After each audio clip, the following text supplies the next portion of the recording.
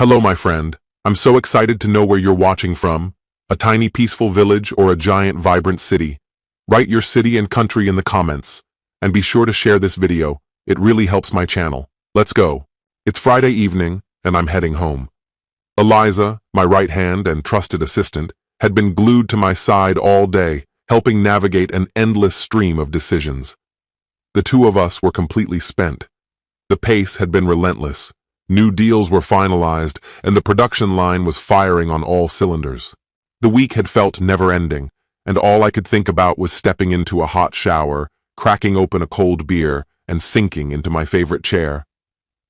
"I'm home," I call out as I walk in. "In the bedroom," comes the reply. I find her at her vanity, applying makeup with meticulous care. Then I notice the outfit, something unfamiliar, something new. "You look incredible," I tell her. "Is that new?" "It is," she says, glancing at me. "I bought it for tonight." "Oh yeah? So where are we going?" "We're not," she replies without emotion. "I have dinner plans." "A girls' night?" I ask, trying to keep my voice light. "Number, it's with someone I work with. He invited me out." I instinctively take a step back. Everything seems to lose color, as if the world's been drained of light. My mind blanks, completely wiped, like someone pulled the plug. Suddenly, I'm in the living room, sitting in my chair, the remote in my hand, unable to recall how I got there. From the corner of my eye, I catch movement. I turn and slowly make sense of the scene in shards, like shattered glass reassembling itself. She's standing there, polished and poised. A sleek black dress hugs her figure, and towering heels add elegance to her stance. I can't say anything. I just stare, frozen. "Derek, wait up. I'm not sure when I'll be home," she says. I see her mouth form the words, but they don't quite land. I have no idea how long I sit like that, hollow and motionless, before clarity starts to return. Everything around me remains unchanged, yet the room feels unfamiliar, stripped of warmth. And then it hits me. My wife, my partner for over 20 years, just walked out to meet another man for dinner.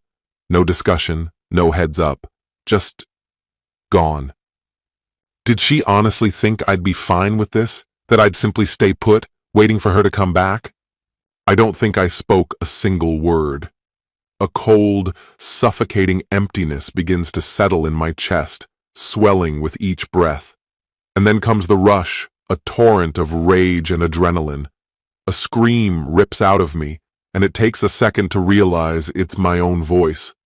My fists clench, but there's nothing to lash out at. The reaction is instinctive. Either fight or flee.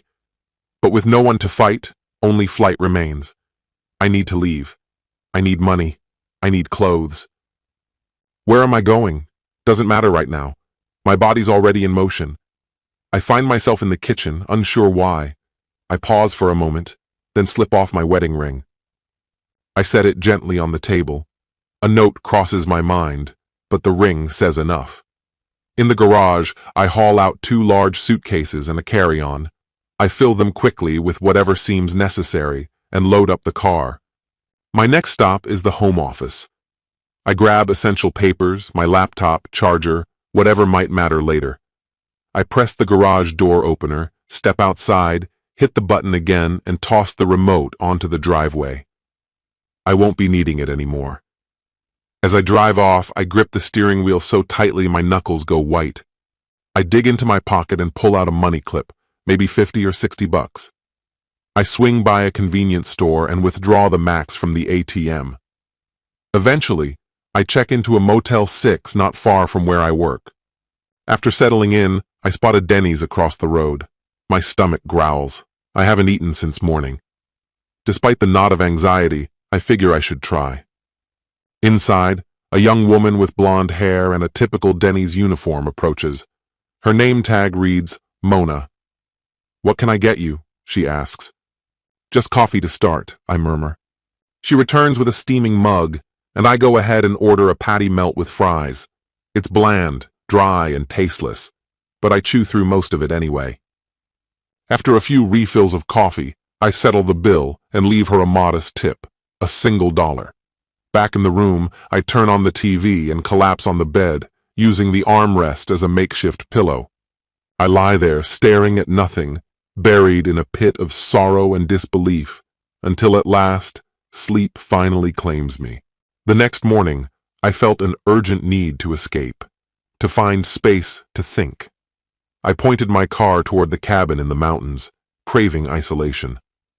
I left a voicemail at work for Eliza, letting her know I'd be unreachable for a few days, unless something truly critical came up. Before heading out of town, I made a pit stop at the grocery store, picking up a 12-pack of Bud Light and loading the basket with frozen dinners. A liquor store sat just a block away. I walked out clutching a bottle of Lord Calvert, hoping it might dull the dense emptiness weighing on me. After arriving at the cabin, I flipped the power switch and slid the frozen meals into the fridge. While the DirecTV system booted, I made my way through the rooms, uncovering furniture that had been draped in sheets for weeks. The remote didn't work. Dead batteries. I dug through a messy drawer and found a few spares. Once the TV flickered to life, I collapsed onto the couch, hoping for a distraction strong enough to muffle the clamor in my brain.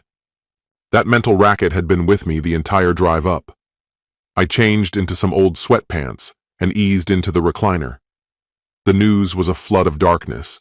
CNN covering the latest mass shooting, Fox News raging over the FBI's refusal to charge Hillary over her emails, and MSNBC airing stories from grieving families. I couldn't take it. I flipped through until I found a movie channel. Eventually, I drifted to the fridge and returned with the booze, the beers, and the whiskey. I set them down on the table and took a long pull from the bottle. 3 swigs of Lord Calvert, chased with a cold can, and my body began to relax.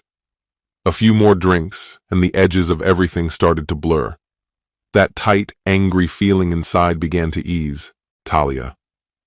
I'd told Derek not to stay up, but he just sat there, watching me in silence. Fine, I thought. Let him stew. Maybe when I came back, he'd be ready to talk things through. That part was up to him. He couldn't stay mute forever. Yes, he'd be hurt, but in time, we'd find our way back to each other. He'd realize I never stopped loving him. I'd prove it, day by day. I'd become the partner he deserved. I turned away, stepped out the door, and drove off.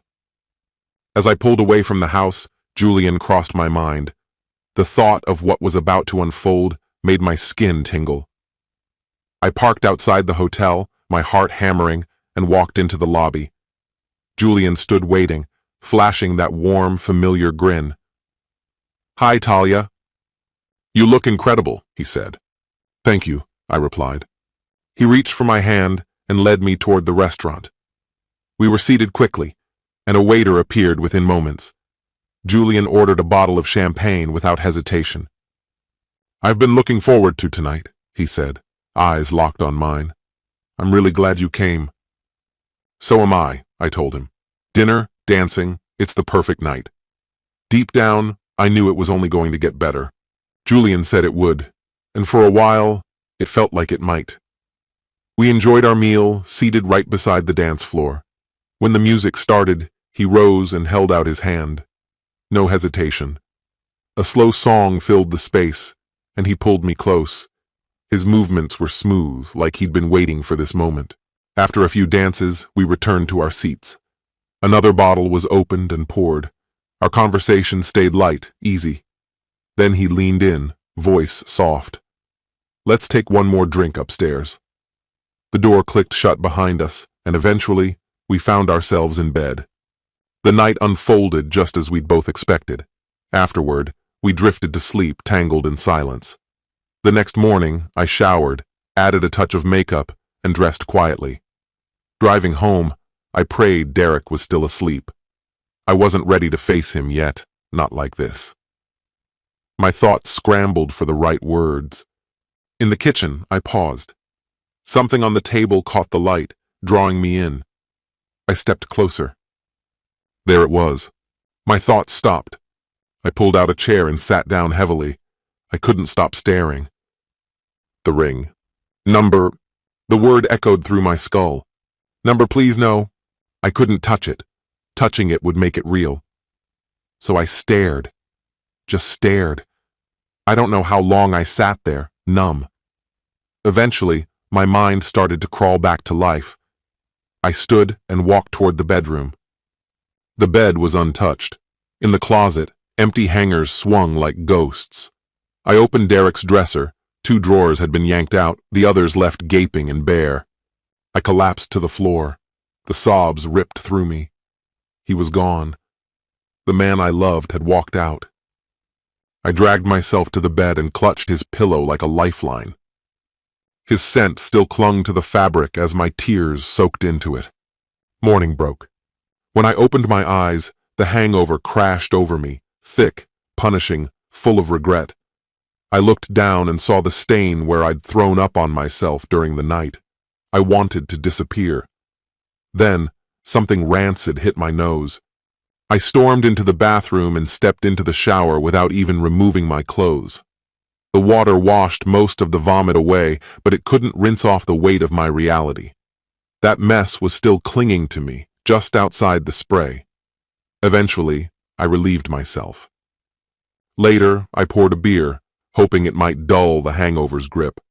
The rest of the day passed in a haze, drinks, mindless television, and a pit of self-pity. But by nightfall, I realized I couldn't hide anymore. I wasn't going to pick a fight, and fleeing wasn't a solution. There was nowhere to run.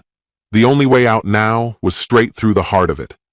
Getting drunk had done nothing. Once the buzz wore off, the same hollow ache and frustration were waiting for me, untouched. I couldn't keep rotting in place. So I packed a small bag and headed into town. I booked a room at a motel and picked up the phone. It was time to call Eliza. "Derek, oh my God, are you okay? I've been worried sick. This isn't like you." "I'm not okay. Talia and it's over. She's with someone else now." "Wait, what?" I had no idea anything was wrong. I thought you two were doing fine. "Things took a turn. I only found out on Friday." "Do you really think it's a good idea to be by yourself right now? I'm here if you need anything." "Thanks. I've had my time to fall apart. I'm staying at the Motel 6 on Main. I'm going to talk to a divorce lawyer tomorrow." "Take all the time you need. I've got everything covered here until you're ready to come back." "I'll likely return tomorrow. My phone will be off for a while, but I'll check in." "All right, take care, Derek." "I will." Next, I had to talk to Alexa. I couldn't lie to her. "Hey there, how's my favorite dad doing?" "Not so great, sweetheart. Can you sit down for this?" "Dad, what's wrong? You're freaking me out." "I found out Friday night. Your mom has been seeing someone." "Number, that can't be true. She wouldn't do that." "I wish I was mistaken." But she told me, calm as ever, that someone asked her out, and just like that, she was gone. "Dad, I don't know what to say. You must be devastated." "I spent the weekend at the cabin. I've moved past the heartbreak. It's all turning into anger now. I can't even imagine speaking to her again. She's dead to me." "Derek, listen carefully. This is between your mother and me. She's still your mom, and if you cut her off, you'll be cutting me off too." "I'm serious. I'll cancel your lease, shut down your cards, stop paying rent and tuition. You'll be on your own. Got it?" "Dad, what she did is unforgivable. It hurt, yes. But she didn't do this to you. She did it to me. After this, you might be the only family she has. I won't let you take that away from her. Feel angry, but don't let it consume you. Do you hear me?" "Yeah, I'm furious, but I understand.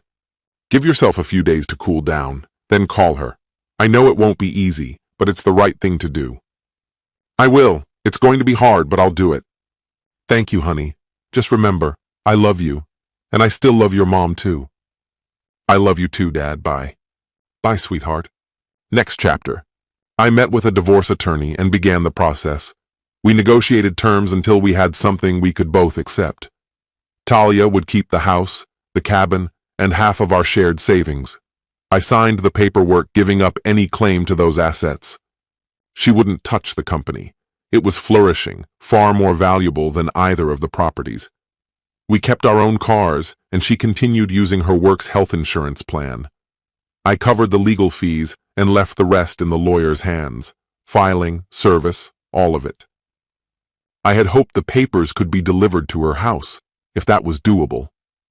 I wasn't trying to stir up any more drama than necessary. I just wanted a clean break. Talia. Picture pulling into your driveway, and a woman steps out of a nearby parked car. "Excuse me, are you Talia Wilson?" "Yes, that's me. What's going on?" She extended a manila envelope toward her. "You've been served, all the best." Without another word, she turned, walked briskly back to her car, and drove off. I wasn't surprised. I'd been expecting this moment.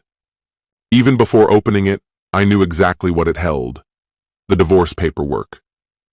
An avalanche of regret, guilt, and sorrow hit me all at once. I trudged into the kitchen and began making my usual cup of coffee. I sat down at the table, the envelope resting there like it might bite. Was there still time to fight this legally? Could I possibly persuade Derek to reconsider? But the full weight of the situation settled around me like a thick fog, and despair crept in. I had single-handedly destroyed my marriage, and I couldn't pretend I didn't deserve it. Eventually, I ripped open the envelope and signed each page in silence, never reading a word. I stayed at the table, the coffee going cold beside me, staring blankly ahead, overwhelmed by what I'd done to my life. Everything traced back to Jasmine's tales about Julian, how incredible he was, how unforgettable the whole thing had been. She spoke with such bright-eyed excitement that I couldn't shake it from my thoughts. The more I dwelled on it, the more the temptation dug in. But then there was Derek. And reality. Going through with it meant betraying him, lying, sneaking around, or just doing it outright. After a week of mental tug-of-war, I gave in. I decided to go through with it. Somewhere deep down, I naively clung to the idea that Derek loved me enough to forgive me, that we'd face the fallout together and move on. The next day, I pulled Jasmine aside and asked if she could set up a lunch with Julian. She gave me a look. She knew I was married. But after a pause, she nodded. Julian turned out to be exactly what she described: handsome, charming, easygoing. We had lunch a few times before booking a room at the Hilton for Friday. That was the moment the entire foundation of my marriage cracked and fell apart. Now, sitting in the mess I'd made, I analyzed every detail. My plan, if it could even be called that, was pathetically naive. I couldn't believe how deluded I'd been. The first mistake was assuming we'd bounce back, that Derek would somehow move past it. What cut deepest was realizing I never even considered that he might just leave, that he'd walk away. But when I came home and saw his wedding band lying on the entry table, it hit me like a freight train. There was no fixing this. He was gone, completely. I wandered into the bedroom, dropped onto the bed, and wept. Derek. The weeks that followed were a blur of pain, anger, heartbreak, emptiness. They swallowed me whole. Sleep slipped through my fingers, mornings lost their meaning, food tasted like ash, and my work began to unravel. It was Eliza who finally noticed the downward spiral and gently suggested I get help. I eventually agreed and started therapy, twice a week. Then, one afternoon, Eliza popped into my office, all bright-eyed and smiling. I assumed she was trying to cheer me up again. "What's with the grin?" I asked her. "I've been thinking," she said. "You'll be officially single soon, and there are women out there who would absolutely go for someone like you. You should join a gym, get your mojo back." "Yeah, sure," I muttered, from one disaster straight into another. "Seriously," she said, leaning against the doorframe. "Life has a funny way of nudging us forward. You'll be back out there before you know it." "You think so?" "I do. I've even noticed a few of the single ladies around here dressing up when you're around. You've got that freshly on the market vibe." "Maybe I should send out a reminder memo that I'm not exactly available yet." She laughed. "Please, some of us have single friends who'd be thrilled to meet you." I sighed. "All right, find a local gym and sign me up. I'll probably need a trainer too." I said it mostly to humor her, but deep down, I knew she meant well. As she walked away, she raised her fist triumphantly like she'd just won a bet. Talia. What I didn't expect was the call from Alexa, the one I'd been bracing for. I felt it in my bones, and it scared me.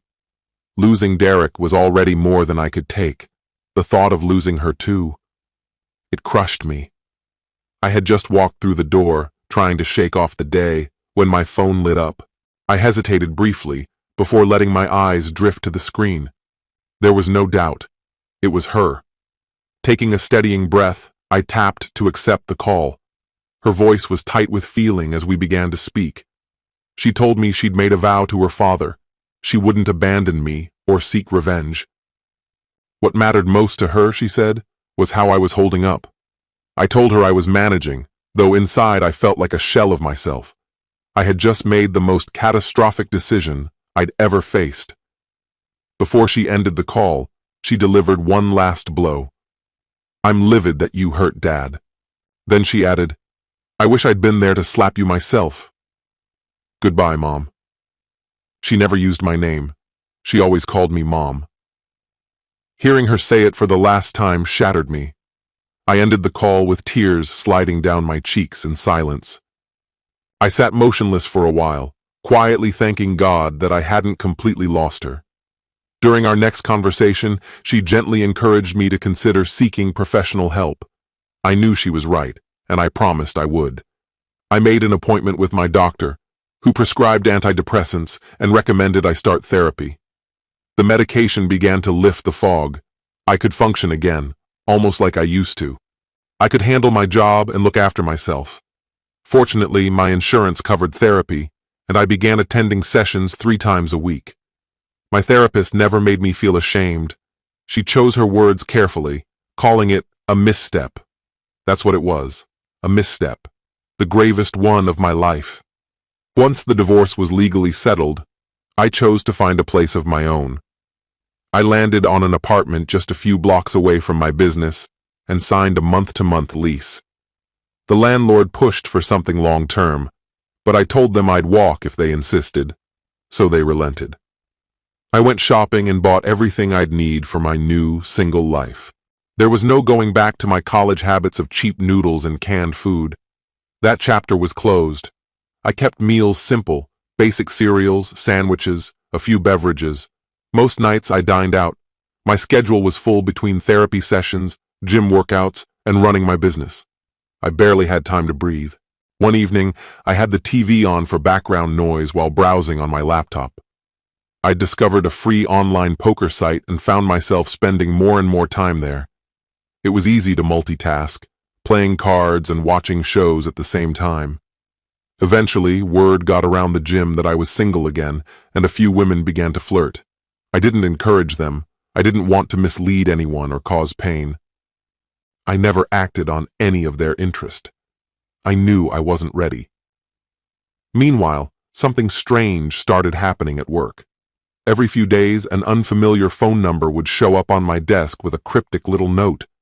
I had no idea who was behind them, maybe coworkers or maybe their girlfriends. I threw each one away without reading much into it. I had a gut feeling Eliza might be involved somehow, but the whole situation felt like something pulled from an outdated social script. Don't ask, don't tell. One comment Eliza made stuck with me. She pointed out that some of the women at work had started dressing more provocatively, shorter skirts, more exposed cleavage. I noticed the extra attention, the smiles, the long glances, and while it did give my ego a boost, I stayed strictly professional with all of them. As for me, Talia, things had started to settle down once the divorce was final. At least they did until I missed my period. That's when panic set in. Just as I was beginning to feel some control returning to my life, this hit me like a tidal wave. I tried to convince myself it was just stress. I told myself to wait until the next cycle. But when the next one came and went with no change, I picked up a pregnancy test. The result was clear. Positive. My stomach dropped. Any lingering fantasy, however unrealistic, that Derek might come back, was now completely gone. I thought about all the impulsive, careless decisions I'd made, chasing moments that never amounted to anything but regret. I was in serious trouble and needed real clarity. I was staring down a decision that tore at my soul. Could I have this baby and raise it alone, carry it and give it up, or end the pregnancy altogether? That first choice was off the table. I knew I couldn't do it. So I weighed the second, carry the pregnancy to term and place the child for adoption. But what if, after months of carrying it, I couldn't let go? What if the bond became too strong? That would push me back to the first option, and I already knew that path wasn't viable. Abortion remained, a choice I dreaded but couldn't ignore. I didn't want to make that decision without knowing what it really meant. I needed to hear from someone who'd lived through it, who understood the aftermath. I thought maybe their story would help me find some clarity. I brought it up in therapy. We spent 2 full sessions unpacking it. My therapist shared stories of women she'd helped. Some moved on and found peace, while others carried guilt for years. One story haunted me, a woman who couldn't live with what she'd done and eventually took her own life. That scared me more than anything. I didn't want to bear that kind of weight. After much soul-searching, I made my decision. I would go through with the pregnancy and then let the baby go.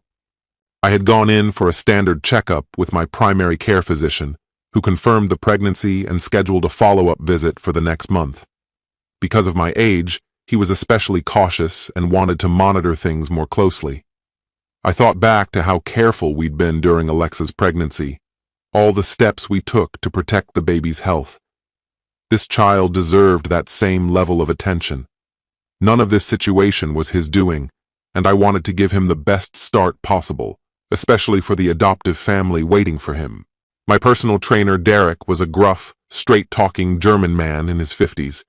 He spoke with a heavy accent and carried the physique of someone who hadn't skipped a single day at the gym in decades. In our first few sessions, I honestly believed he was trying to push me past my physical limits, maybe even into the hospital. If it hadn't been for the hot tub I used religiously afterward, I might have ended up there. I made it a point to soak for at least half an hour after every session. Derek was fond of repeating one motto: work hard, get a lot. After about 3 weeks of intense training, the soreness finally eased, and I started noticing visible improvements.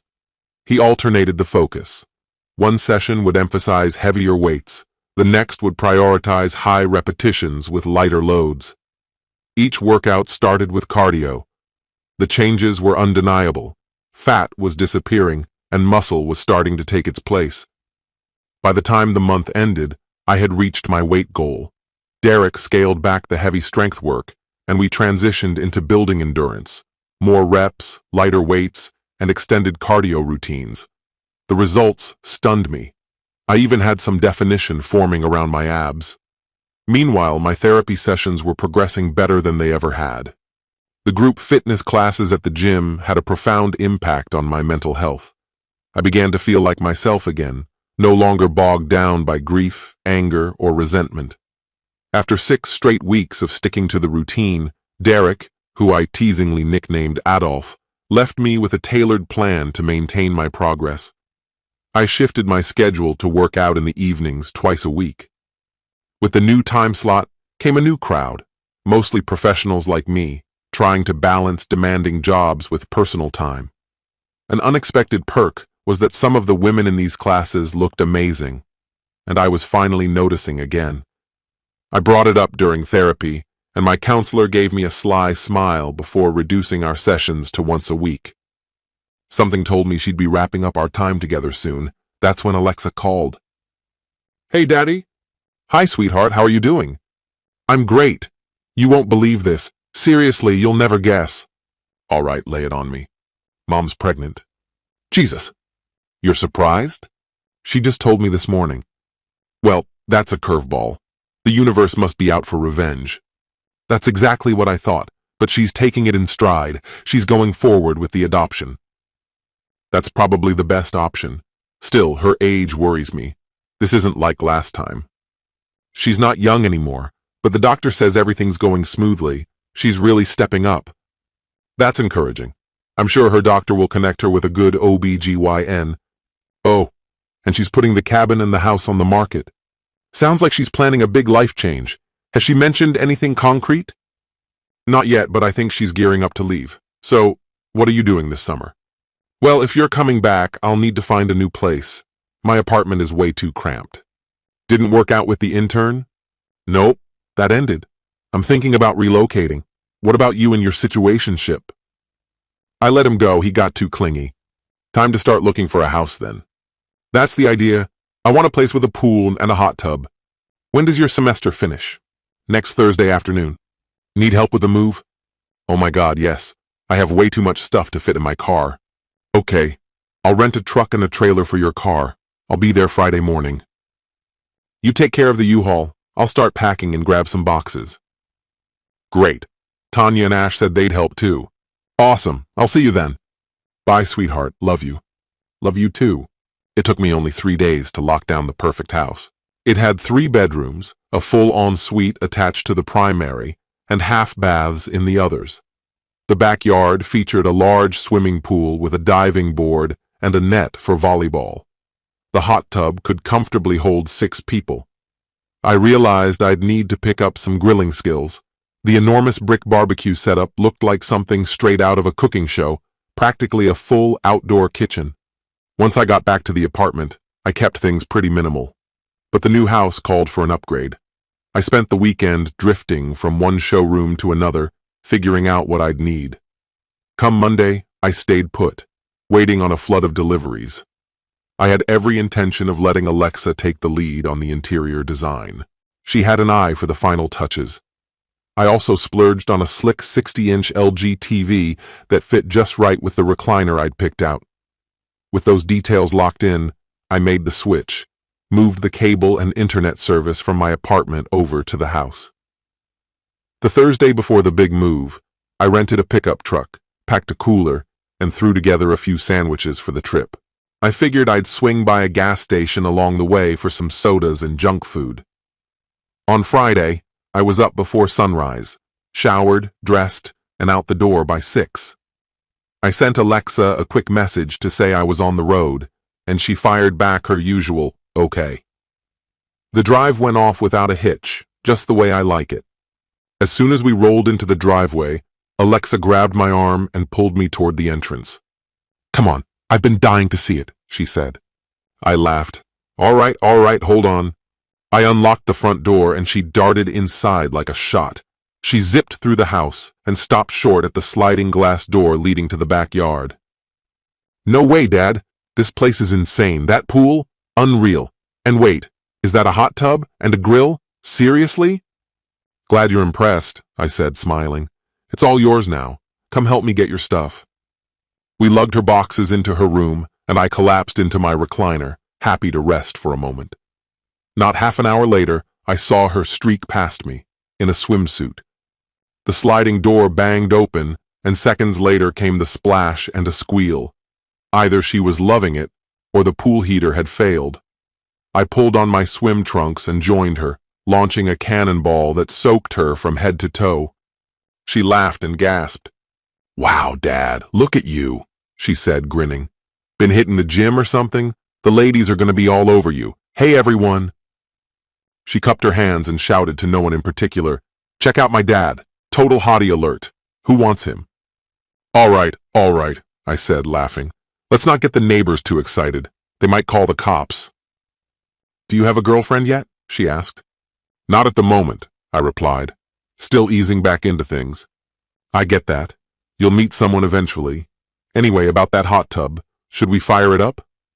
She smirked, clearly steering us away from anything too deep. I hit the button to start the jets and we climbed in. Got any plans for summer? I asked. Not really, she said. Might reconnect with a few friends, hang out here and there. Oh, and I already talked to Mom. She wants to do dinner tomorrow. Says she's got something to talk about. That's good, I nodded. Actually, I had an idea to keep you busy this summer. What would you think about an internship at my company? I was thinking Eliza could show you the ropes. That's actually perfect, she said. Since I'm planning to join the business after school, might as well start getting my feet wet. Exactly. Still a few years to go, but no harm in starting now. You'll need some proper work clothes, though. I know. Shopping. Maybe Eliza can help me there, too. Whatever it costs, I've got it covered. I told her. She leaned over to hug me and kissed my cheek. Want to grab dinner tonight? Sure, I said, smiling. Something nice? Romano's, she offered. Sounds great. I've got a dress that'll work, she said, then paused before adding, by the way, one of my old friends with benefits has been hitting me up again. Did you let him down easy? Yeah. He kind of already knew it wasn't going anywhere. I just reminded him of that. He took it okay, a little bummed but not heartbroken. Not the marrying type? Not even close. He's decent, just... I wasn't in love, and honestly, neither was he. It was more about the idea than anything real. Oh boy, I said, shaking my head. My daughter, out here awakening hearts and breaking them. Can't help it, she said with a sly wink. Takes after her dad. I grew up hearing those late-night noises, remember? Fair enough, I laughed. That was the one part of that old life I sometimes miss. That, and the pain of losing someone who meant the world to me. Did you ever find out what led her to that decision? We never spoke again after it happened.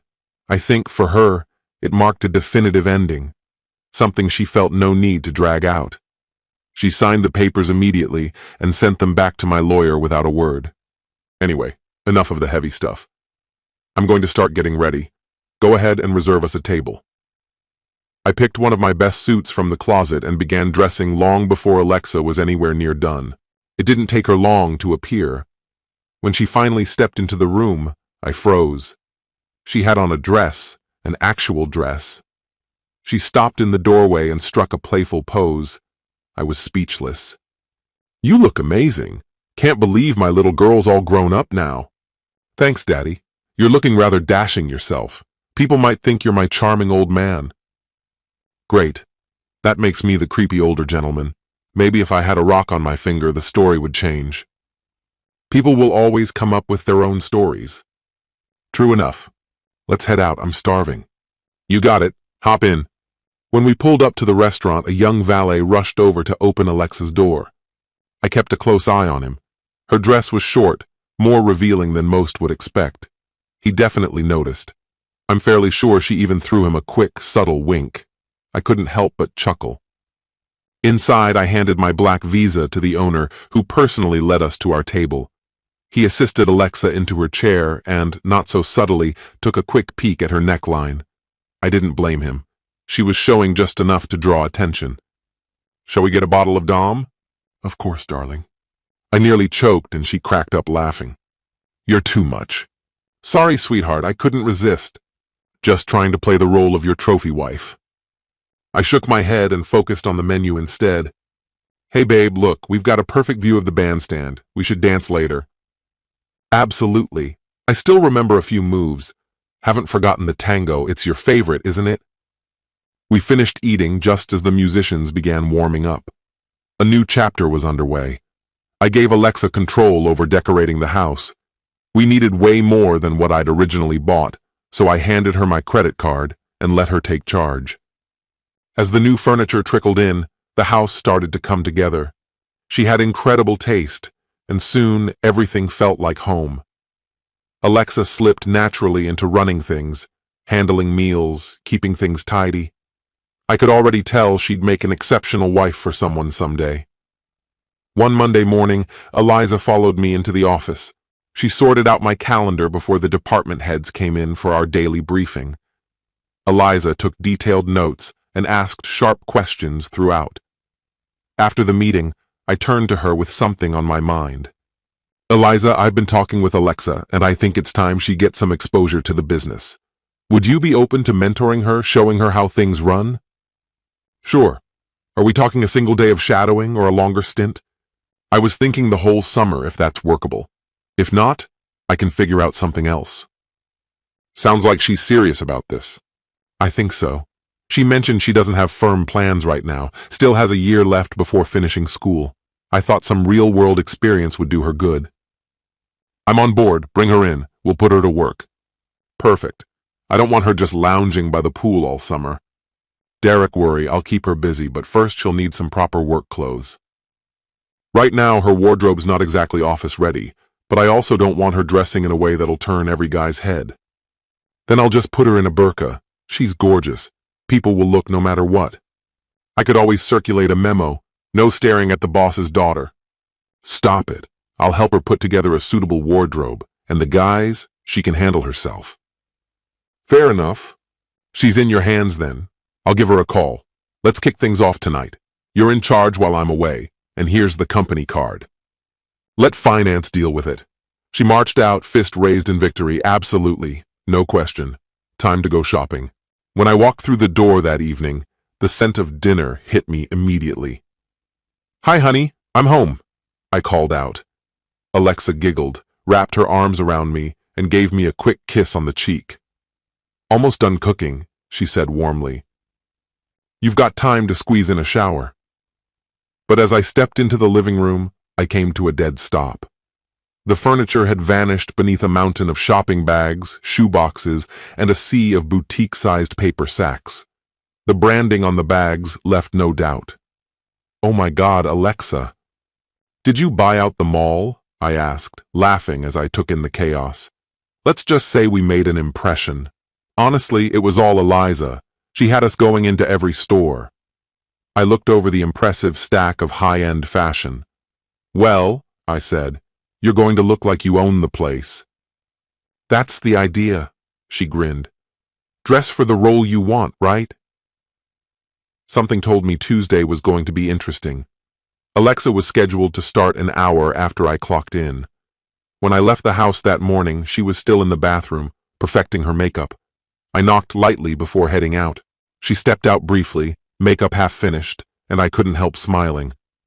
Off to the daily grind, I said. See you at the office. I'll be there in an hour, she chirped, practically radiating excitement. It's the first day. I want everything to be just right. Deep breaths, I told her. You're going to be amazing. I kissed her cheek and headed out the door.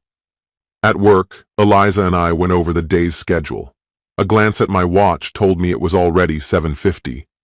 I waited by my office door. Right at 8:05, Alexa arrived. She looked at me briefly, then shifted her focus to Eliza. Every head in the room turned to look. She looked like she'd stepped out of a business magazine, elegant, composed, completely put together. It was obvious she and Eliza had planned her look to the last detail. I noticed several of the women around the room straighten up and run fingers through their hair. Before whispers started flying, Eliza took the reins and introduced Alexa as the newest intern. The room relaxed. I let out a quiet chuckle to myself.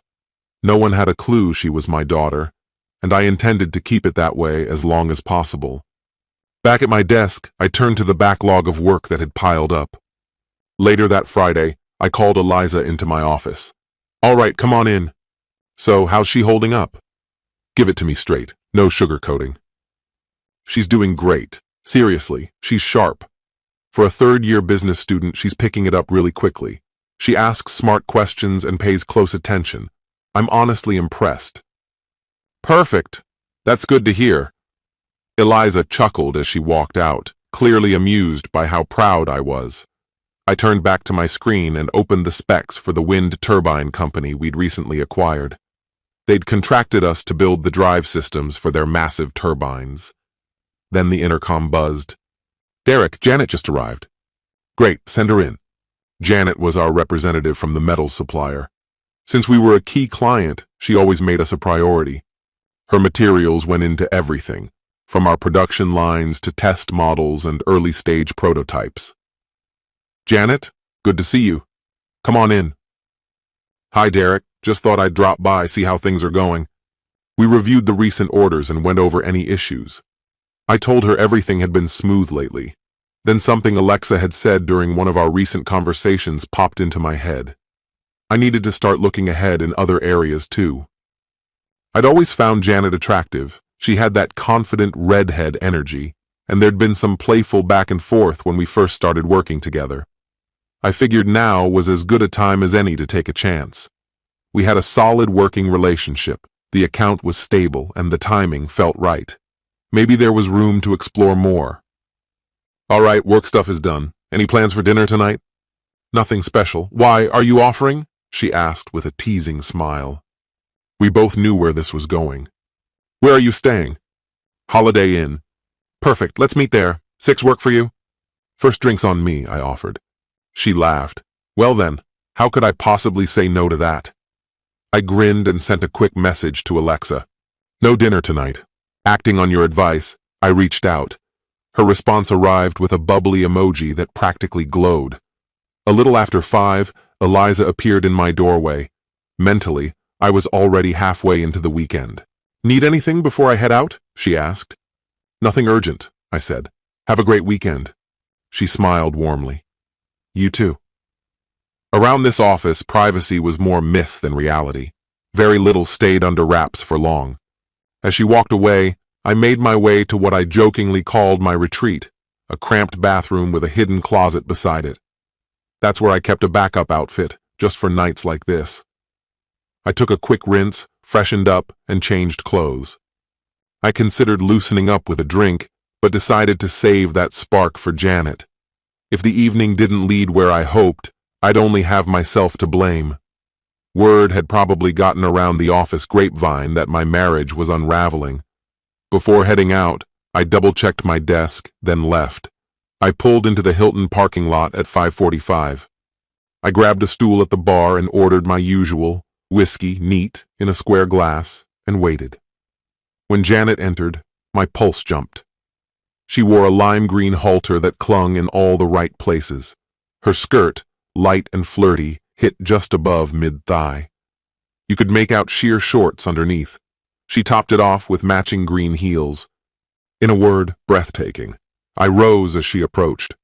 Janet, wow, you look amazing. Way better than your office look. She laughed. Thanks, Derek. I was hoping you'd notice. She slid her hand into mine and we walked together to the dining room. The host greeted us and led us to our table. I handed him my card. Put the whole evening on this. Certainly, sir. Your server will be with you shortly. Appreciate it. Janet leaned closer across the table. So, Derek, sounds like your personal life's been put on blast. Oh yeah? News travels that fast? Sure does. Word is you're hitting the gym and going through a divorce. That all? There's more, but I've been sworn to secrecy. I can guess who's talking, I said, but I won't name names either. The waiter arrived and handed us menus. We looked them over together. Janet agreed that champagne felt fitting, so I ordered a bottle of Dom Perignon. After pouring, the server quietly vanished.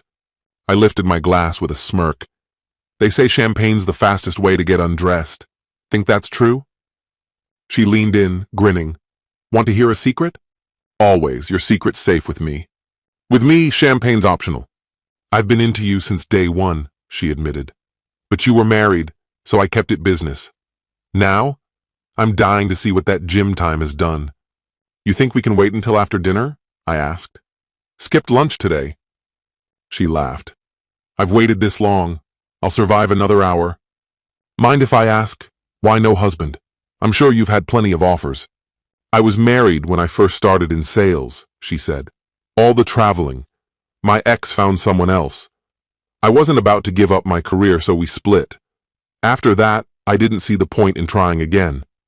Funny how similar that sounds, I said. Except I was the one who stayed home. She must have found something I wasn't giving her. Sounds like it cut deeper for you. It did. Took a long time to get past it. Even saw a therapist for a while. But that chapter's closed.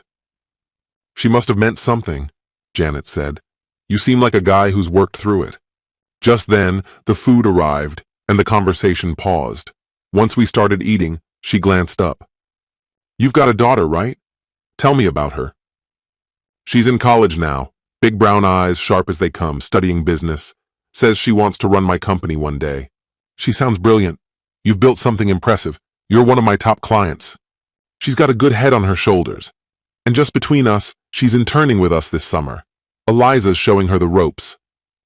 We wrapped up dinner. I leaned forward. Should we get another bottle?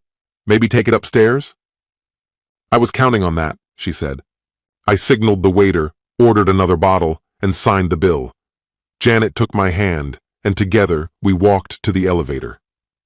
The doors slid shut, and the air between us changed instantly. Next chapter.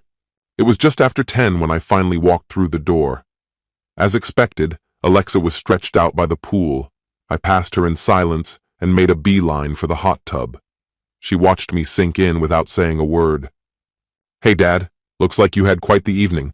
Did you at least get something to eat?" "Yeah, Janet and I had dinner over at the Hilton." "Janet? Who's that?" "She's the account manager from Acme Metals. Handles our company's portfolio.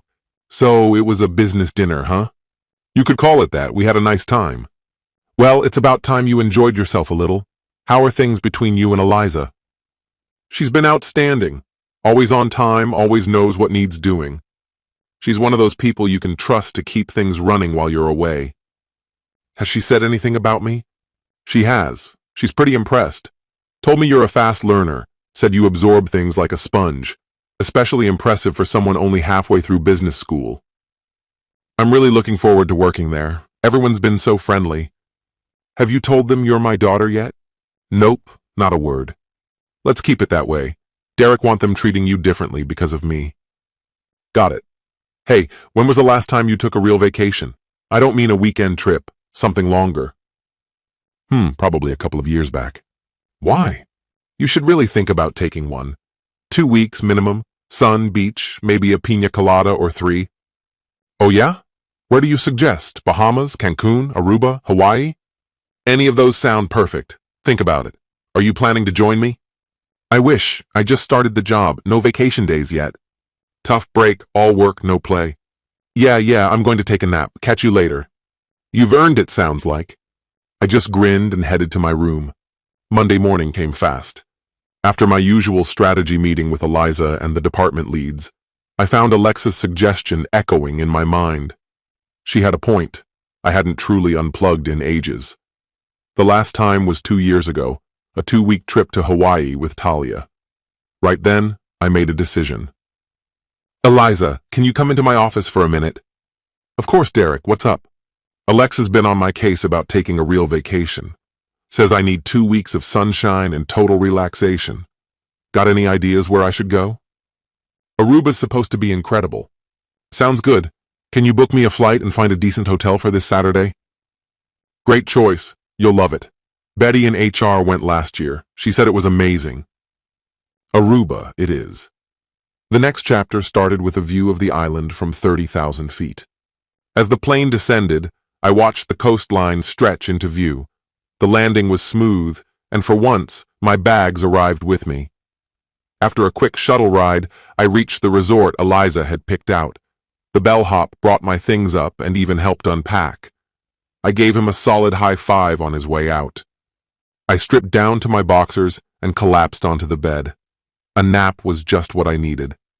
By 6, I was downstairs in the restaurant, sipping a pina colada and flipping through the menu.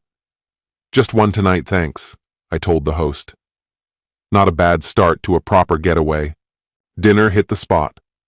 Afterward, I wandered into the bar area. The dance floor was still empty. The band hadn't shown up yet. I switched to a beer and started scanning the room.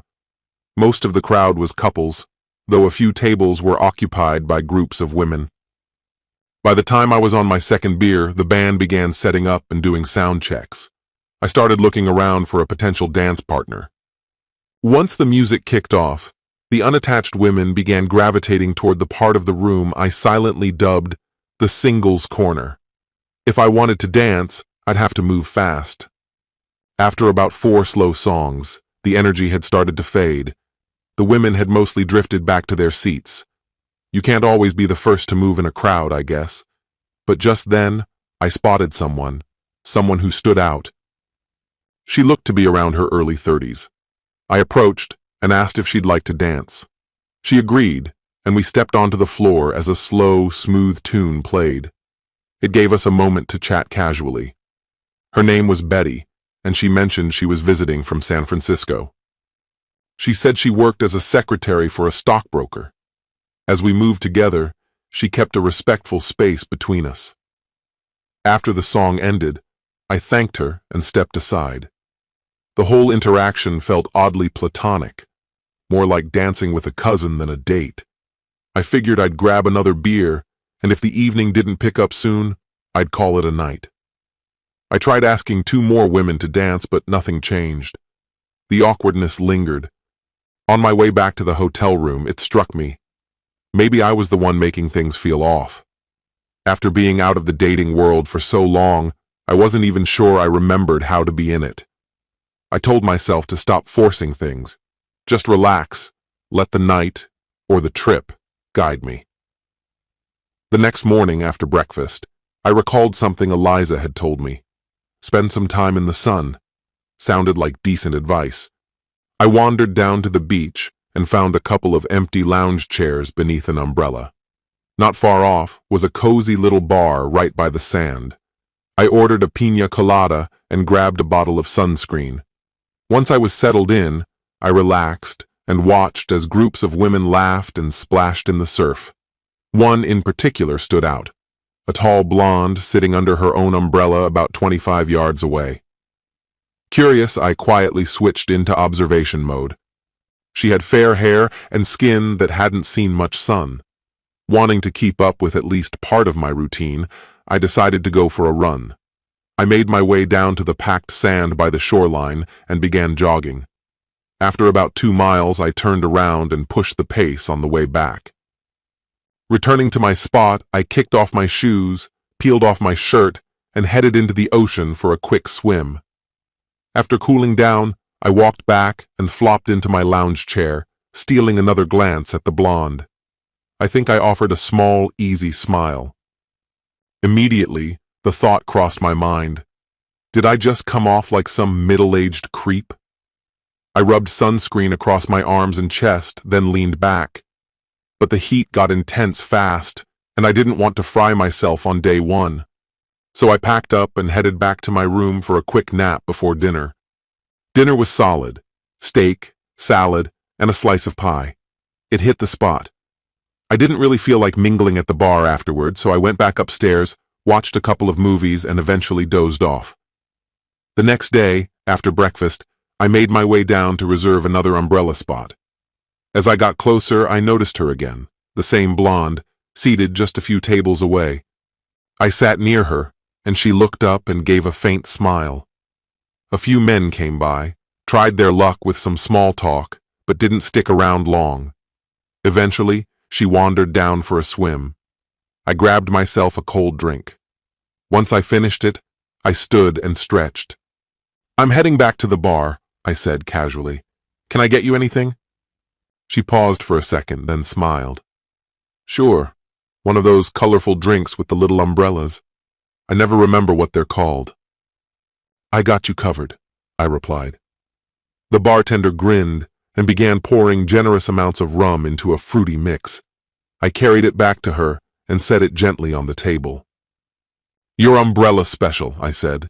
"Careful, he went heavy on the rum. Might be the high-octane stuff." "Thanks," she said, taking the drink. "That's really thoughtful. Want to join me?" "Absolutely," I replied. But as I sat, I noticed the ring on her hand. For a second, I nearly got back up. Getting involved with someone who's married was not a road I wanted to go down. I hesitated. Maybe I should leave. But I told myself a simple chat didn't have to mean anything. So I stayed put. "I'm Ingrid," she said. "And you?" "Derek, nice to meet you." "What brings you to Aruba?" she asked. "Long story short, celebrating the end of a marriage," I said. "My daughter suggested I get some sun and drink a few piña coladas, so that's exactly what I'm doing." "What do you do for work?" she asked. "I run a robotics manufacturing company," I told her.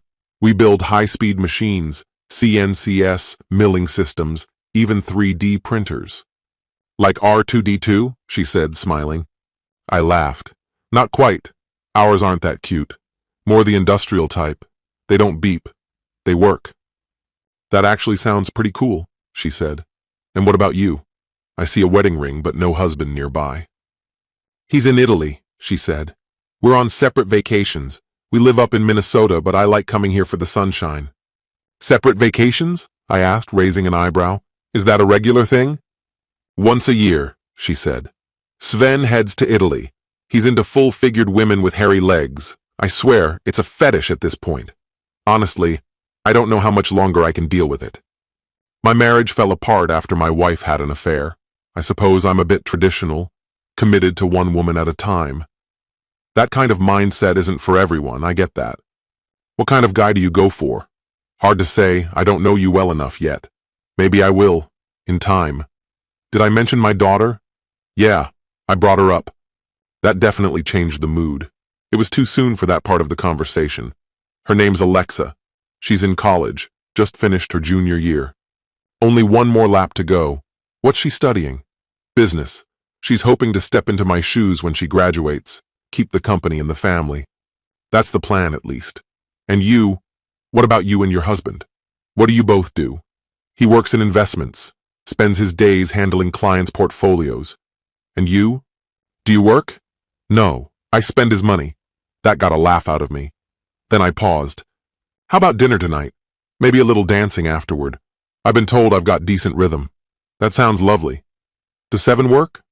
Perfect. Excellent. I'll see you then. The sun was sapping the energy right out of me. That tropical heat had me nodding off.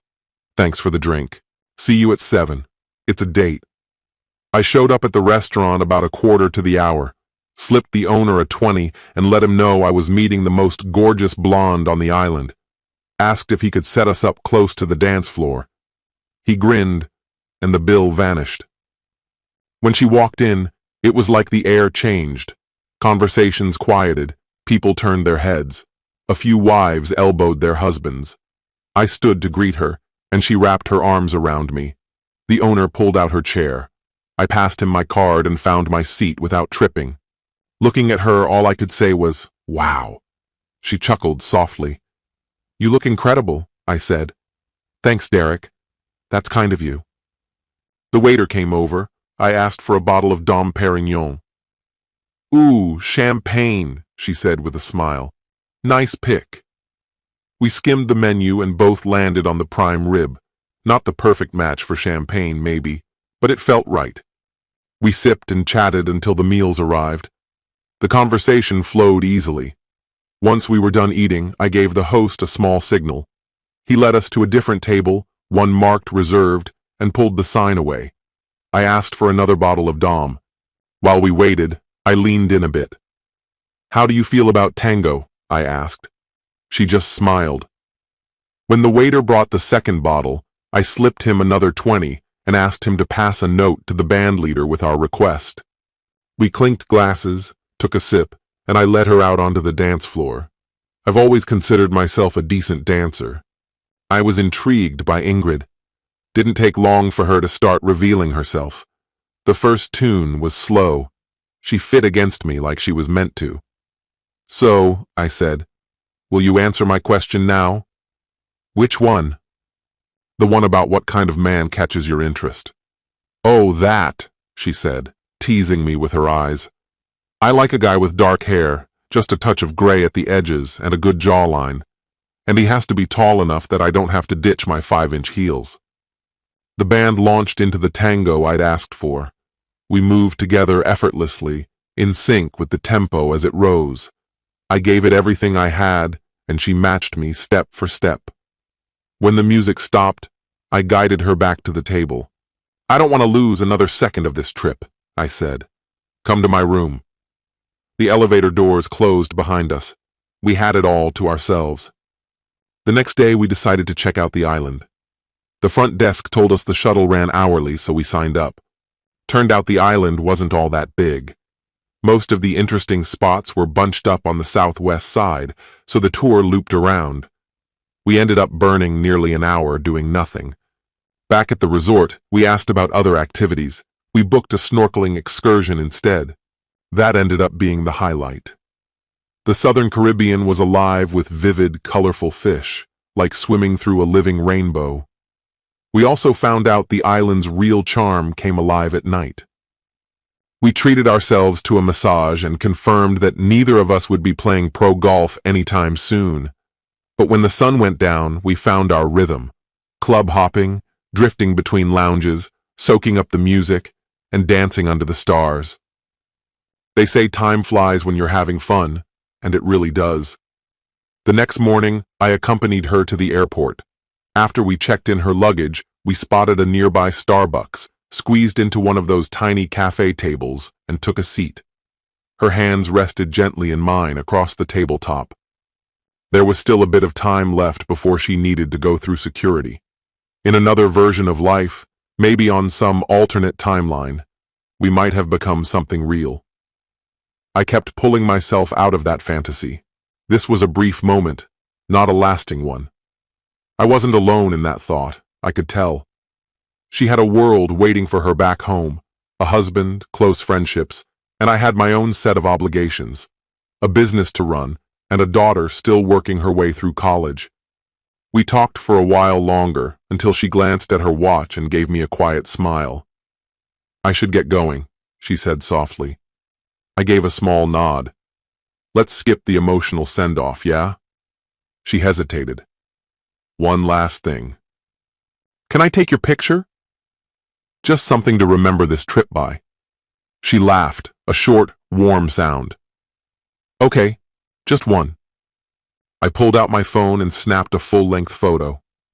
"Thanks," I told her. "Now I've got something to hold on to." She smiled. "You have my number. If you're ever in town, let me know. We could grab lunch." "I might pass through again," I replied. "Goodbye, Ingrid. I had an amazing time. You're truly special, and your husband is a fortunate man." "Goodbye, Derek. I wish you the best. Remember, there's someone out there for you. Derek, give up the search." She kissed me gently before I turned away. That walk through the terminal was one of the hardest I've taken in years. A few tears slipped out as I made my way to the taxi stand. During the ride back to the hotel, it became clear there wasn't much point in staying for the rest of my trip. No one else I'd meet would measure up to what I'd just experienced with Ingrid. I decided then I'd fly home the next morning. The next leg of the journey brought me to Dallas, where I caught a connecting flight to Los Angeles. After landing in LA, I had about an hour before boarding my Southwest flight to San Diego. I called Eliza and asked her to meet me at the airport. Calling Alexa would have meant confronting something she still wasn't ready to hear. Eliza didn't waste a second. She launched straight into questions the moment she picked up. I told her I was in a hurry to catch my flight and promised to fill her in once she picked me up. Getting through security took longer than expected, but I made the flight. When I arrived in San Diego, she was already there, waiting at the terminal, curiosity practically buzzing off her. As we waited for my luggage, which predictably didn't arrive, she bombarded me with questions. On the drive home, I gave her a rough outline of the trip. She kept digging until I finally admitted I'd been with Ingrid. That seemed to thrill her. "Everything falls apart when you're around," she teased. "But the moment you leave, we land 3 new clients.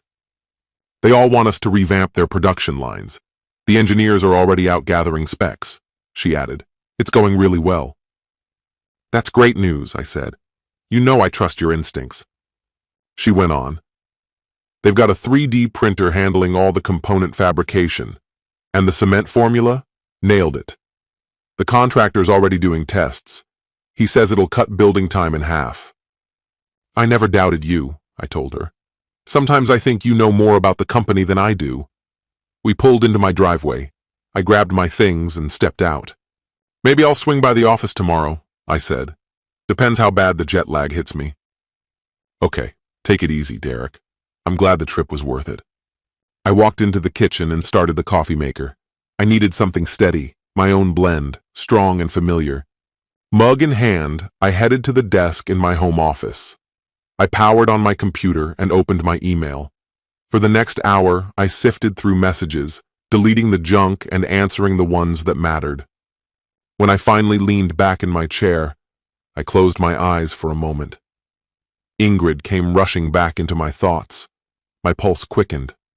I unlocked my phone and looked at the photo I'd taken of her. My mind filled with all the possibilities that would never come to pass. All the what-ifs, all the dreams that couldn't be. She had left a lasting impression, no doubt about that. But the boundaries were already drawn. I turned on the TV and scrolled until I found a replay of the game I'd missed. I leaned back and let it play in the background. But as the minutes ticked by, I kept reliving our moments together. Saying goodbye at the airport came crashing back. I knew I had to let her go. She'd become just a memory now. At some point, I must have fallen asleep, because the sound of the garage door rumbling open woke me up with a jolt. Alexa had finally returned. I rose to my feet just as she stepped through the doorway. "Dad! You're actually here!" she beamed, her face lighting up. "Hey, kiddo," I said with a grin. "I just got in not too long ago." She ran over, wrapped her arms tightly around me, climbed into my lap like she used to, and kissed my cheek. "Give me a minute to change, and then I want to hear all about your trip," she said eagerly. "Sure thing," I replied. "I'll put on a pot of coffee while you get ready." "It won't take me more than an hour," she shouted from the hallway. "I'll be ready when you are," I called back, settling in and pouring her a fresh cup. I had a hunch about what she really wanted to know. It wouldn't be her first question, but it was coming. She returned a short while later, now in her usual home attire, shorts and a relaxed t-shirt. "Okay," she said, curling up in the chair. "Tell me everything." "Why don't you just ask me whatever's on your mind?" I offered. "Deal," she said with a playful smirk. "First off, was the hotel any good?" "It was great," I nodded. "We stayed at the Marriott in Aruba. Eliza booked it. I think it was a 5-star place." "Meet anyone interesting?" she asked with a teasing look. "Actually, yeah," I said. "There was someone." "Oh, really? What's her name?" "Ingrid," I replied. "She's from Minnesota. Gorgeous woman." "Let me guess, blonde?" "Right on." "Scandinavian background, Norwegian maybe?" "Could be. Her husband's name is Sven." Alexa raised an eyebrow. "Wait a second. She's married? And you still got involved?" "It wasn't like that," I said quickly. "She is married, but they weren't traveling together." "Oh, one of those open-type relationships?" "I didn't dig too deep," I said. She didn't explain much and I didn't push, but it sounded like something they do annually. She did mention that her husband's more into big, hairy Italian men, I added with a laugh. Alexa made a face. "Gross. Hairy legs? Yuck." "I'm with you," I chuckled. "Probably hairy armpits too." "Ingrid must be the complete opposite," she said, rolling her eyes. "I'd love to meet her, but I guess that's not likely." "Probably not. She seemed content with her situation." "Got a picture?" Alexa asked. I pulled out my phone and handed it to her. "There she is." "Wow," Alexa said, examining the screen. "She's stunning. You really scored, Dad." She turned the phone a little, studying the image. "She could pass for a movie star." "All right, enough about that," she said, handing the phone back. "What's for dinner?" "I was thinking pizza and a nice red wine." "Perfect choice. Let's get it ordered." While we ate, the conversation shifted to Eliza, her upcoming graduation, and whether she might want to continue working with the company. Alexa also filled me in on her dating life, both old high school flings and some more recent admirers. "You mentioned some guys hitting on you," I said, my tone more serious. "I've got a firm rule: no dating coworkers. It's the one line I never let anyone cross." "I get that," she nodded. "I'm sure some people at the office have noticed you," I added. "Maybe," she said casually. "If anyone crosses a line, I want to know. They get one warning. After that, it's all business, no exceptions." "Are employee relationships allowed in general?" "They are," I said. "Just not with you and me. Other staff can date, sure. But when things go south, someone usually quits. I can't afford to lose solid team members over personal drama." "Yeah, I get it. Makes sense. No one's bothering me anyway." "Does anyone besides Eliza know you're my daughter?" I asked. "Doubt it," she said. "Eliza told me to keep quiet about it." "Our last name's common enough that nobody's caught on." "Good," I said. "If anyone asks, just play it off." "Understood," she replied. "My lips are sealed. I've got plans for you after graduation," I told her. "Eliza's going to step into the assistant role for me. You'll start by supporting her. Everything she handles will pass through you too. Eventually, I'll rotate you into different departments. Some folks might complain about favoritism, but they'll have to live with it." Eliza is an exceptional team member with a gift for clear and effective communication.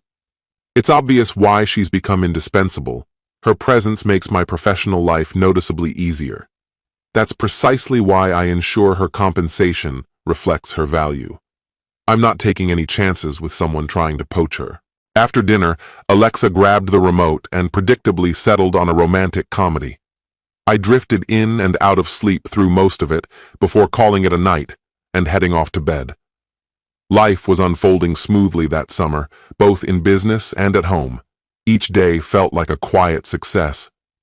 Client acquisition was going strong, and I was nearly ready to begin the search for a bigger office space. But Eliza urged a more measured approach, reminding me that a few large accounts were set to conclude in September. I took her advice to heart. Alexa was thriving as well. She sincerely enjoyed her role with us. Eliza frequently praised her. Somewhere along the way, Alexa met someone through mutual friends and started seeing him casually. I had the chance to meet the guy. He seemed all right, but I could tell he wasn't built for the long haul. So, any dreams I had of grandchildren would have to wait until post-graduation. Still, for a single guy, I had little to complain about. Life was treating me well. Janet and I kept a nice rhythm, seeing each other every other weekend and making Friday nights our standing date. For several weeks, everything was perfectly steady. But then she started backing out of plans more regularly, and I began to feel her pull away emotionally. I think she may have developed deeper feelings but decided stepping back was the safer route. By the time mid-August rolled around, life had returned to its usual pace. I wasn't too bothered. I'd made a few new acquaintances at the gym, which helped fill the social gap. As August wound down, Alexa headed back to school. I helped her move everything except the business attire she and Eliza had chosen together. She moved in with two of her closest friends, Ash and Tanya. Living alone again took some getting used to. I missed Alexa's bright, positive energy around the house. To keep myself occupied, I started spending more time at work and increased my gym hours. Alexa gave me occasional updates about Talia. Apparently, she had rented out both her cabin and her house. It was clear she was preparing to leave. Despite being older, her pregnancy seemed to be going smoothly. Whatever updates I got came from Alexa, though they became increasingly vague. It was clear she and her mother still kept in touch, but Alexa mentioned her less and less over time, which I was fine with. In November, I happened to drive past Talia's old home and noticed the sale pending sign had disappeared. I assumed the deal had closed. I briefly wondered if she'd reach out before leaving town, but she never did. Alexa later mentioned Talia had moved to Seattle back in September. That was the last I heard from her. Maybe she didn't want me to see her while she was visibly pregnant. After she relocated, Alexa stopped bringing her up altogether. A new chapter had begun. One afternoon in late March, I was buried in paperwork when my phone buzzed. I glanced at the screen and felt my breath catch. I took a deep breath and answered. "Ingrid, is that really you?" "Hey Derek, yes, it's me." "I can't believe this. What's going on?" "I'm at LAX waiting for my bags." "LAX? What brings you to Los Angeles?" "Let's just say I'm at a turning point. I'm not sure I follow. This is one of those moments where I need to choose my path. I wanted to ask if you're seeing anyone. If you are, I'll catch a flight to Hawaii. If not, I'd really like to come see you." "I think I understand. Maybe hold off on Hawaii." "Okay. Head to the Southwest desk and grab a ticket. I'll meet you at the airport." "I'll do that right after I get my luggage. I'm so excited to see you." This feels surreal. I never thought I'd hear your voice again. "Same here. We've got a lot of ground to cover." "We really do. So don't waste any time. Book that flight. I'll be there." "Talk soon, Derek." "See you soon, Ingrid." As soon as I ended the call, I shouted out loud with excitement. Eliza burst into my office. "Derek, are you okay? What was that all about?"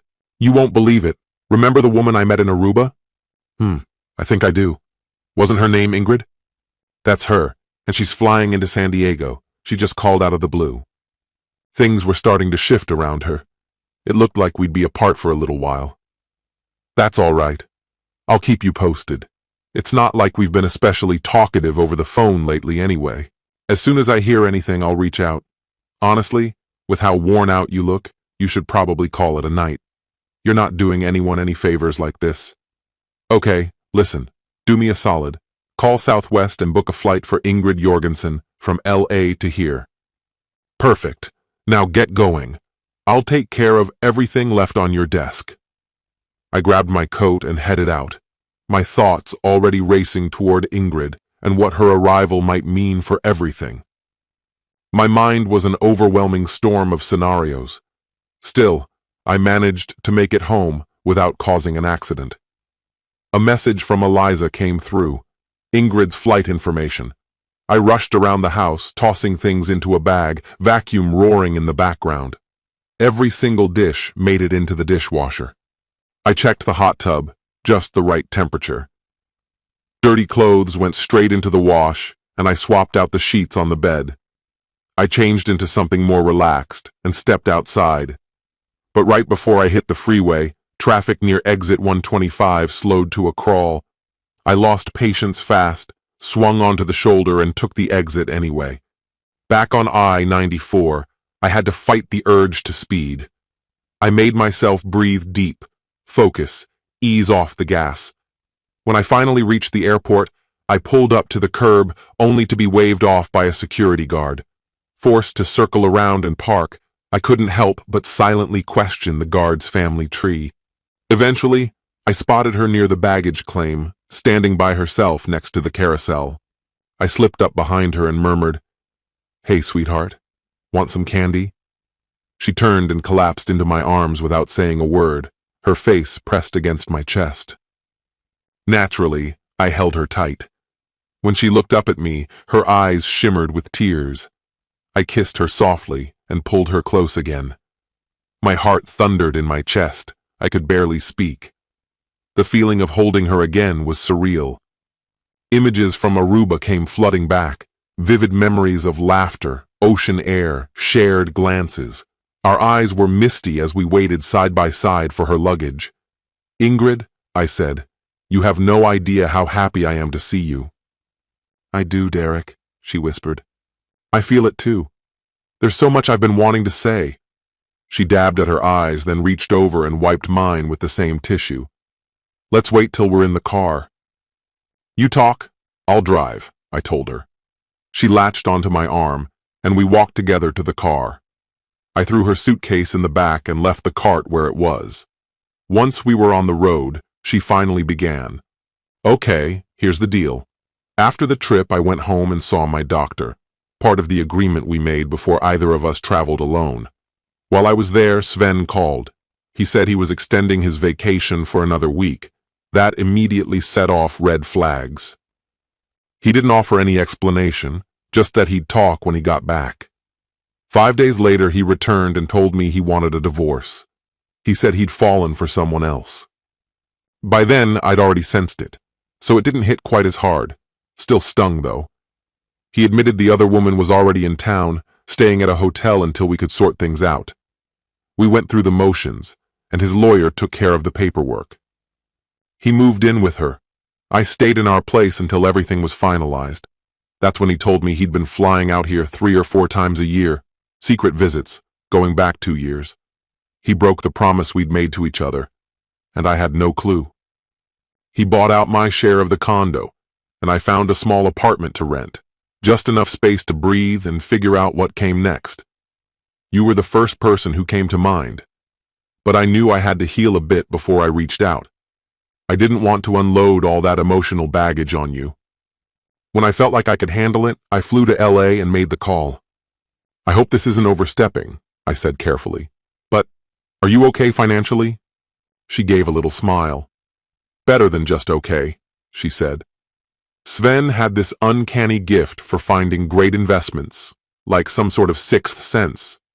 He used to leave his laptop at home and I'd occasionally sneak a look. At first I played it safe, small investments with a separate broker. But as I got more confident, I started putting in larger sums. Eventually, I had over $100,000 working for me. That's when I realized the returns would come with a hefty tax bill. I went ahead and established a company overseas. After that, I transferred all my investments into it. Some projects flopped, but overall, The profits held up. By the time the divorce came around, my portfolio had grown to $1 million. Sven never suspected I was trading behind the scenes. It was a quiet satisfaction, something I kept entirely to myself. As it turned out, Sven had also tucked away a substantial sum, also in offshore accounts. We dealt with our US-based holdings through the standard legal process. As for the international ones, we merged everything and divided it between us privately. My cut ended up being a little over $3 million. So yeah, I came out of it in a strong position. And since we're laying things bare now, maybe you'd want to hear more about how it all ended? I know I glossed over a lot back in Aruba. It's easier to talk about now. It's turned into a kind of story, something I can tell without getting caught up in it. Whether or not you care to listen is totally your call. I'm not trying to dig up the past for closure. It's like you said. That book is closed. Still, there's something I've always wanted to say. The day I dropped you off at the airport, I was barely holding myself together. I came close to turning around just to hug you one last time, but I held back. You had a flight to catch, and I couldn't stand in the way of that. I cried on the drive back to the hotel. I left the next morning. It took a while for the reality to sink in, that we wouldn't see each other again. I guess all those little reminders that it was just casual didn't really land for either of us. Eventually, I stored those memories in a quiet, protected corner of my heart. I knew I had to keep going, but when you reached out again, all the old emotions came flooding back. It means a lot to know you still care. I went through the same ups and downs. I think we both touched each other's lives more deeply than we were ever ready to admit. To be honest, just knowing you were out there helped me get over Sven far more than you probably realize. You even left an impression on Alexa. I showed her a photo of you. She said you looked like someone straight out of a movie. No joke. Maybe in my dreams, right? Speaking of Alexa, when do I finally get to meet her? Probably around Easter. That's when it'll happen face to face. But if you'd like, we could do a video chat before then. Maybe on Skype? Skype, that's the one with the video, right? Exactly. It almost feels like you're in the same room. Let's make it happen. It's so much more intimate than just a phone call. I turned into my street, pulled into the driveway, and pressed the button for the garage. The door opened, and I eased the car inside. We're here. Come on in. I'll grab your bags. Great. I'm really looking forward to seeing the place. Just from the outside, it looks incredible. Totally different vibe from what I'm used to. No towering buildings, no doormen, no valet parking. What's this neighborhood called? It's called Alpine. Quiet, suburban, kind of a commuter spot for the nearby city. We stepped out, and I held the door open for her. After a few trips back and forth with the luggage, I noticed she had wandered to the edge of the backyard. So, what do you think? Wow, this house is beautiful. It feels so cozy and welcoming. Alexa helped with the decorating. She's really got a talent for it.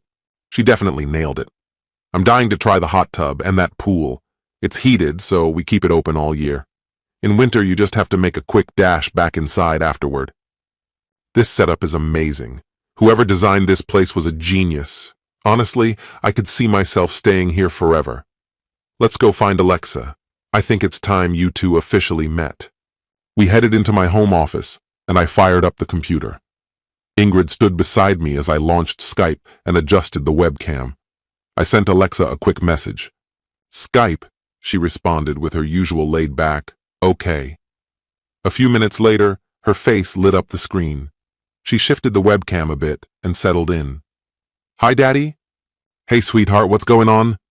I've got a little surprise for you. Ooh, I love surprises.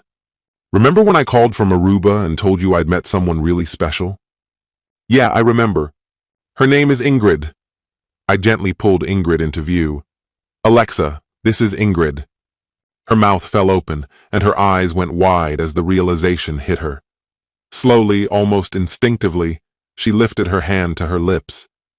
Alexa, I said softly, I can't tell you how long I've waited for this.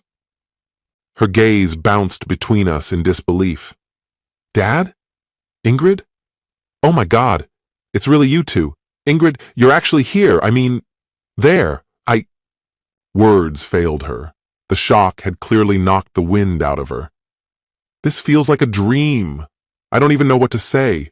You two are together. With a squeal, she leapt up, twirled in a giddy circle beside her chair, then flopped back down, her face lit up like it was Christmas morning.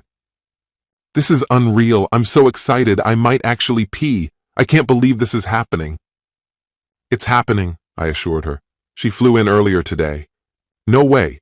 Absolutely no freaking way. I have like 1,000 questions. Tanya, Ash, you have to see this. She waved toward her laptop screen, calling over her friends. Guys, my dad has a girlfriend. Come say hi.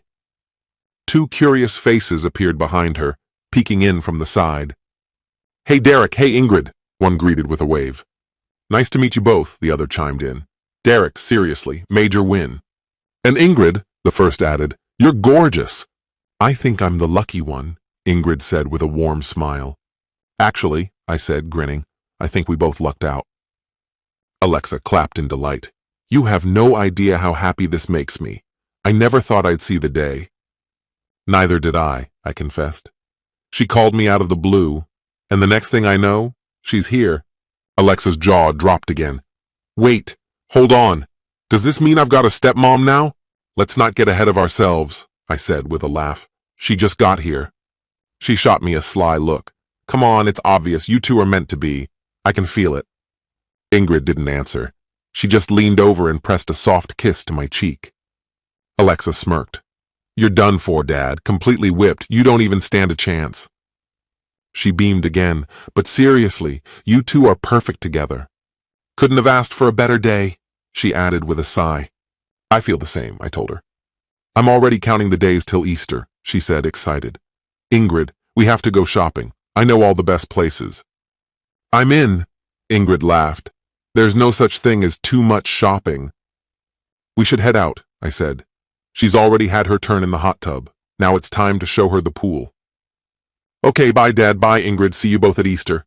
I ended the Skype call and closed the laptop lid. The days that followed felt more like a dream than real life. We played tourist in our own backyard, checking off the city's must-see spots, long walks through Balboa Park, climbing around the USS Midway, goofing off at Legoland, and marveling at the zoo. We also caught a few shows at UCSD's theater program. They put on a solid performance, and spent many sun-soaked hours by the water. She fell head over heels for the Gaslamp Quarter. It quickly became her favorite hangout, and it's no wonder. Those few blocks hide some of the best dining and nightlife around. It didn't take long before dinners and nights out dancing became our thing. I even brought her to a Mercedes dealership and surprised her by leasing a car just for her. At first, she was nervous about diving into California's infamous freeway madness, so she followed me home from the dealership, sticking to the right lane while I kept things slow and easy in front of her. After a few rides together, I let her take the wheel. I gave directions while she drove, her confidence growing with every mile. Before long, she was navigating the roads like she'd lived here forever. But like all good things, the magic bubble eventually burst. Work called me back, and I couldn't keep relying on Eliza's good nature forever. She never once complained, always did exactly what I asked, but I knew it wasn't right to leave everything in her hands. So that Monday morning, I returned to the office. Of course, everything ran without a hitch. Eliza had it all under control, as usual. She didn't ask about Ingrid, but I'm sure my face gave everything away. I couldn't stop smiling. Evenings at Ingrid's place became my new routine. It felt so natural, like something we'd been doing for years. When Easter break rolled around, Alexa came home, and from the moment they met, she and Ingrid clicked like they'd been friends forever. I barely had to lift a finger. While I buried myself in work, the two of them dove headfirst into every girly activity they could think of. Somehow, don't ask me whose idea it was, they ended up dyeing Easter eggs. And yes, to my eternal embarrassment, I was roped into an egg hunt. They giggled non-stop as I wandered the backyard, swinging a ridiculously tiny basket covered in pink and red, searching for hidden eggs like a grown-up toddler. Not long after that, we all flew out for Alexa's graduation. And she didn't just graduate, she crushed it. One of only 4 students recognized for top honors in her business program. I was so proud I thought my chest might burst. We had to rent a truck again for the move, and Ingrid and Alexa did the drive back together in Alexa's car, chatting non-stop the whole way. Once she came back, we helped her settle into a new place. She found an apartment quickly, and the next week was a blur of unpacking and organizing. I kept a low profile, as I usually do. Alexa returned to her position at work, and within 2 weeks, word got out that she was my daughter. Thankfully, the reaction was overwhelmingly warm. Many still remembered her from the summer before. Something surprising happened not long after. We had an issue with a delivery from Acme Metals, which led to a visit from their vice president of sales to resolve the matter. During a meeting at our office, he was introduced to Alexa. After the meeting ended, the 2 of them slipped away, and the following night, they had dinner together. It turned out he was the son of Acme's owner. I couldn't help cracking jokes about an impending corporate merger. They ended up seeing each other for about 6 months, and then he asked her to marry him. She said yes. I teased her by putting in an early request for 3 grandchildren. Alexa floated the idea of having a joint wedding, but Ingrid and I politely declined. We talked it over and agreed it felt like too much, too fast. In response, Alexa started calling Ingrid Mom, her way of teasing us back. One day, Alexa asked how I'd feel if she invited Talia to the wedding. I told her I'd be upset if she didn't. I even offered to pay for Talia's hotel. Talia did show up, with a man. I didn't notice any rings on either of their hands. If Talia found it uncomfortable to be around Ingrid and me, she didn't let it show. Just before the ceremony, she came over and introduced her date. We shook hands, exchanged some polite words. He worked somewhere in the medical supply industry. I honestly didn't mind seeing her again. It all felt like something from long ago, water under the bridge, already swept away to the ocean. I walked Alexa down the aisle and placed her hand into Sam's.